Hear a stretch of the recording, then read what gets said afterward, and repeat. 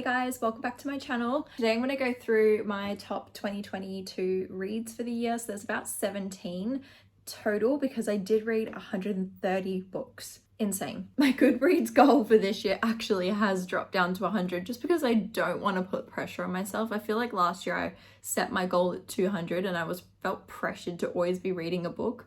But this year I sort of want to focus on creating content as well as also reading. We always put such unnecessary stress on ourselves to be meeting a specific goal. I'll tell you which books today are on Kindle, so if you do want to read them for free through there, you can. My New Year's resolution is to only buy the books that I loved, like absolutely loved, gave them 5 stars. I feel like that's going to save me money as well as also only have the books I absolutely like show off on my bookcase.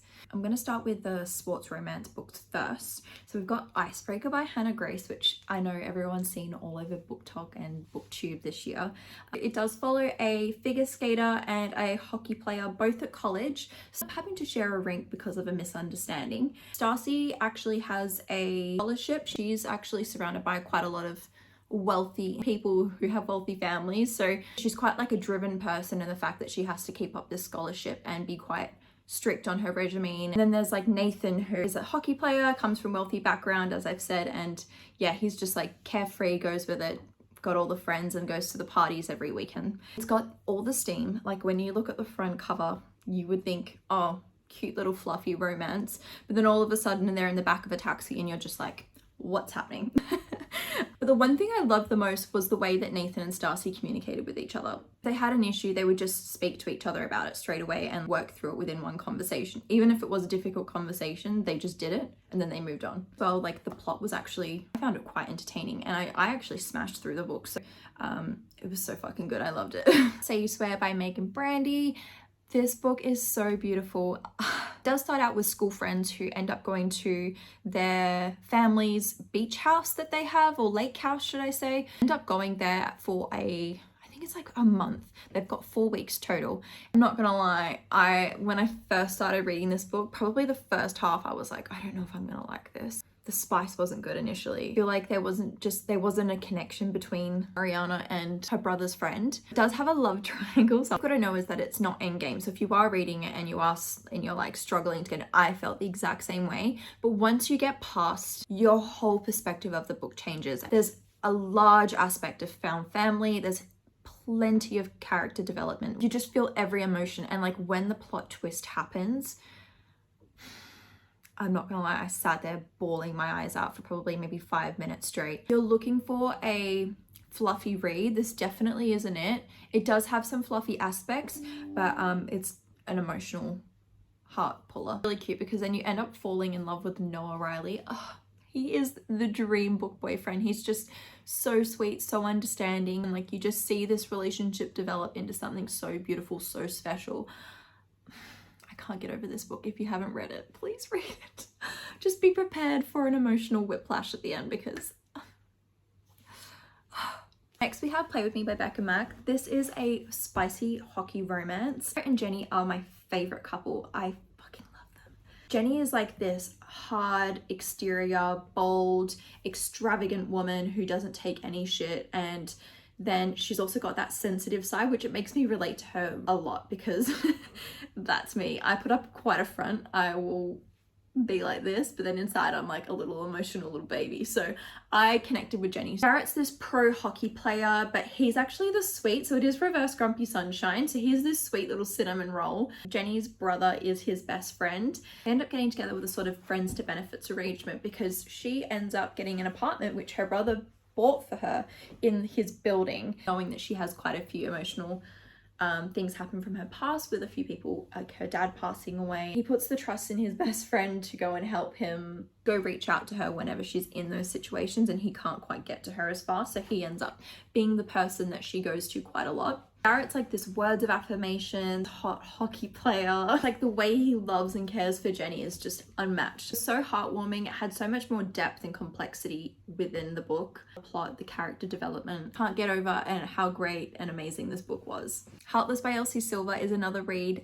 This is a single dad and nanny trope. It does follow the story of Cade and Willa. Cade ends up struggling to find a nanny because they do live in a small town. He finds that a lot of the women in town are just trying to use him for his looks or try to get close to like through to him. Ends up asking his brother's fiance to see if she knew anyone because he was really struggling, and she ends up offering her best friend who lives in this city to come up and see if she'll do the job. As soon as he does meet her, like the chemistry just goes from there. Their banter, so much tension in this book. I devoured it in one sitting. Every time you think something's gonna happen, it just doesn't. When are they finally gonna crack? I personally did love this book more than first book in the series. First one just didn't have the same tension for me. She's 25 and he's 38, so there is the 13-year age gap. But yeah, I feel like it's like the inner battle again of right and wrong. They're trying to figure out, she's all for it, wants to go for him, but then he's also giving off this grumpy, oh my god, I can't be around her vibe, when actually deep down he's thinking, I'm too old for her, I can't do this. And yeah, basically it comes down to one night after a long day, ends up finding him in the hot tub and he ends up inviting her in. They end up playing a friendly game of truth or dare. That's just like where the tension starts. Daddy Eaton, I can't get over him. He is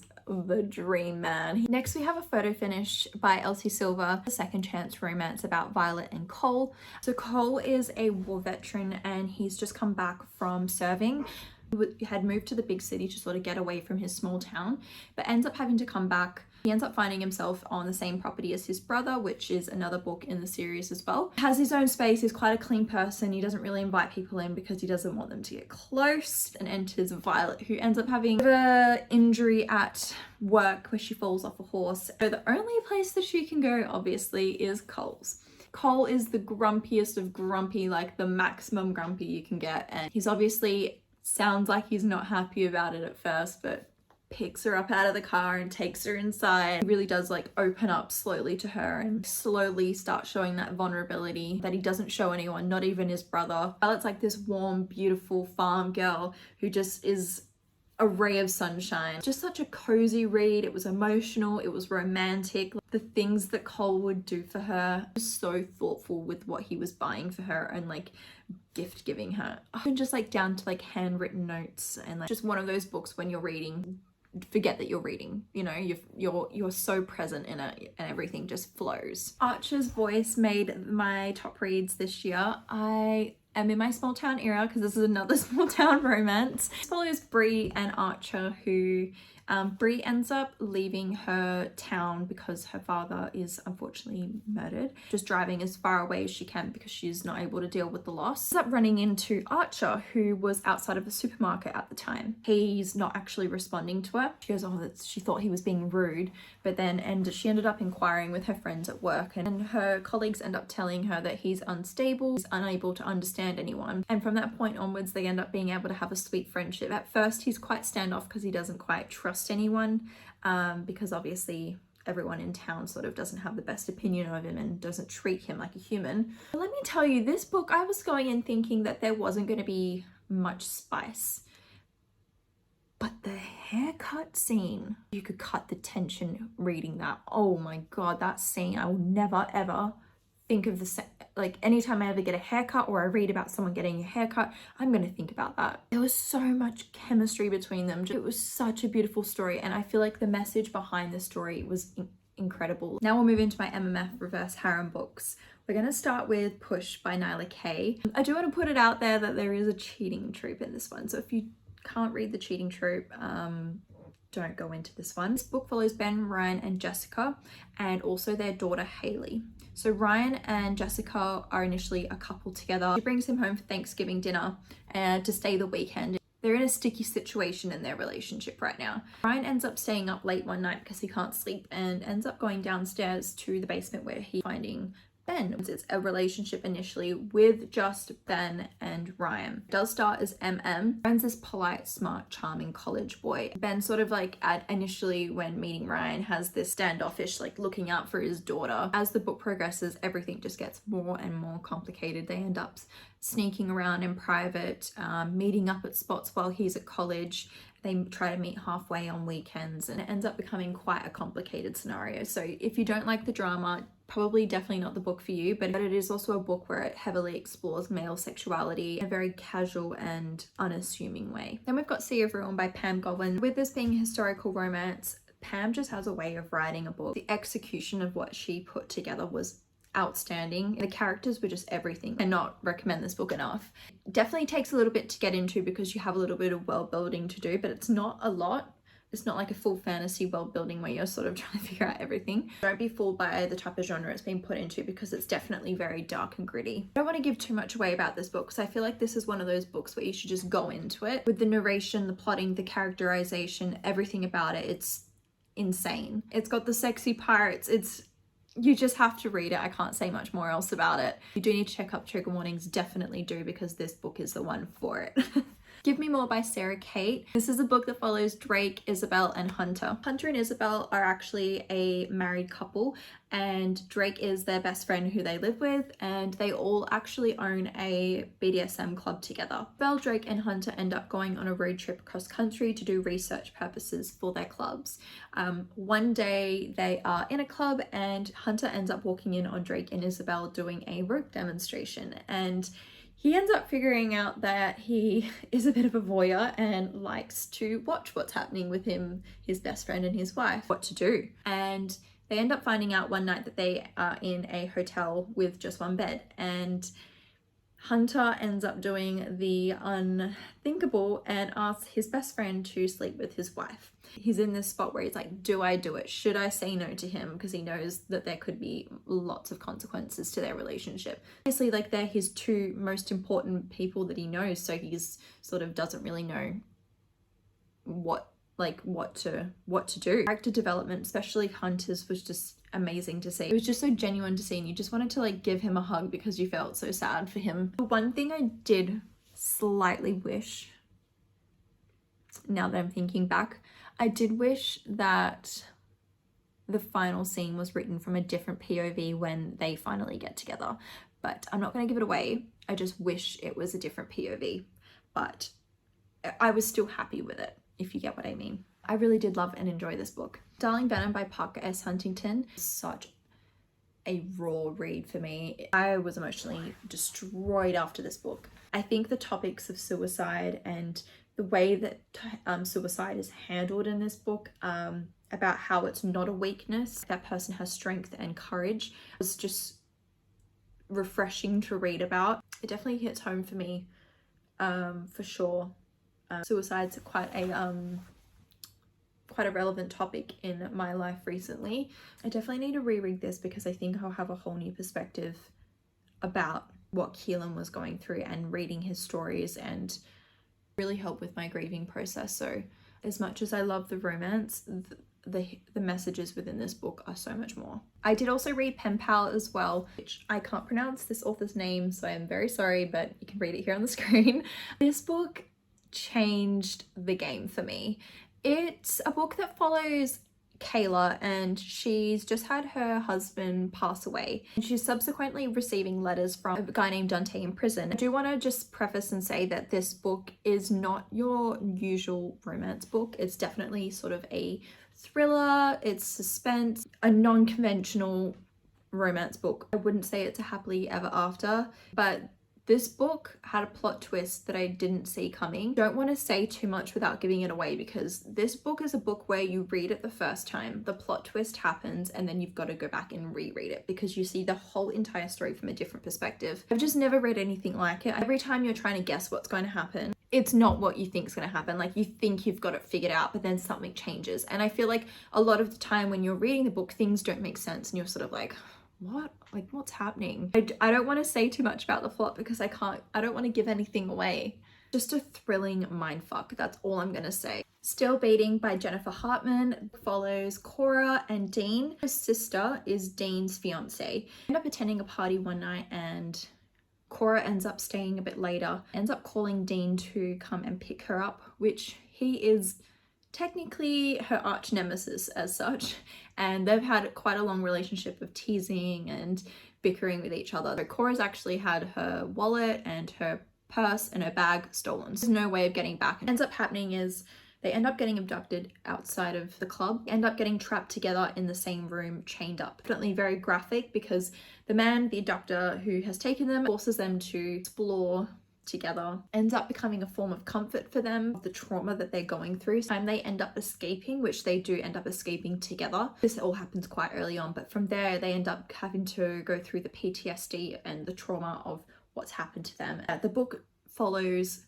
some very, very heavy topics, and it does have that forbidden, taboo aspect. The story was just an imperfect love story coming together in the darkest of times. So heartbreaking. Happy to see that him and Cora could end up surviving. Seeing them fighting, healing, and caring for each other was just beautiful. And the epilogue, I usually don't like an epilogue, but it broke my heart into pieces. It broke my heart. Does It Hurt by H.D. Colton is another favorite of mine this year. This is another dark read, and I love my dark romance. So this follows Sawyer, she's an identity thief. She's running from her ex. She ends up in Australia, which is probably another reason why I love this book. It's a bit of home. Meeting Enzo at a waterfall one night and having like a one night stand together, and he takes her back to his house. But as a consequence, he ends up getting his identity stolen because he invited back a stranger. He ends up finding her and pretending that he doesn't know about what's happened, and takes her onto the boat, like a little day trip together. Like he's like, oh, like let's hang out again. Once they're on the boat, they end up having like the spiciest of spicy scenes I've read in a very long time. If you know, you know. End up getting caught in a storm, and then that storm ends up getting them trapped on an island. Because now she has figured out that he knows that she stole his identity, it ends up becoming enemies to lovers. H.D. Colton does such a good job at like planting seeds in a book. There was so many plot twists. I feel like this is just such a great dark romance story. The thrilling, adventurous sense of this story that kept me going. It was a read that was suggested to me by Abby on BookTok. Anti-Heroes in Love duet by Gianna Darling. So the first book is When Heroes Fall, and the second book is When Villains Rise. Dante is a criminal and he's getting charged with murder, and Elena's sister calls her and contacts her and asks her to represent him because Elena's sister is friends with Dante. Elena is from a background of mafia men in Italy. This book is based in New York. She sort of has gone on the straight and narrow side and doesn't want anything to do with him, but she ends up taking the job and he ends up forcing her to move in with her for protection. As a target for his enemies now, and he needs to make sure that she's okay. And slowly their relationship develops. She just, again, is another badass who doesn't take any of his shit. Love the way that they communicate together. I feel like Dante is, I think Abby said this to me, but he is like the best feminist in the world. He's all for Elena, he's equal rights. He doesn't want her to be his don who stands by his side. If you're looking for a good mafia duet, this is definitely the one. It's really reminded me why I love mafia books so much. I'm sure you've all seen all over BookTok recently the Sinners Anonymous series by Some Sketcher. My two favorites of the book were Sinners Condemned and Sinners Consumed. They are the second and third book of the series. They are a duet together, so I'm going to count this as one. Rafe and Penny, or Penelope is her full name, ends up meeting her at a bar, and she ends up putting like a sort of a wager on with him and says, if you can't do this, then I can win your watch. And he obviously can't back down on a bet, so he sort of takes her in and he's like, oh, whatever, entertain me, go on. She ends up getting a job offer from him to go work on his boat because she is new to town, she doesn't have money, and she's sort of in the mud a bit. The history that they have is undeniable. The side characters are just so funny. I feel like it's one of those books where you love everyone that's involved. Those books you end up smiling and giggling to yourself while you're reading it, but such a slow burn. And I should have mentioned this earlier, but I'm talking, this is the slowest of slow burn for a mafia book I've ever read in my life.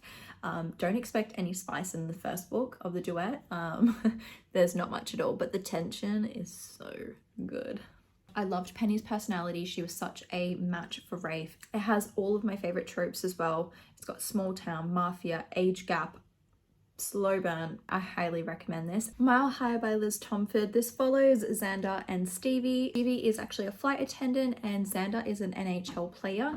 He has a plane for their team and she ends up becoming the flight attendant on their plane, which stops between all of their teams. First encounter is quite arrogant. They don't get off on the best foot and Stevie just says, I'm not having that, and puts him straight in his place. From that point onwards, he's sort of like who is this woman?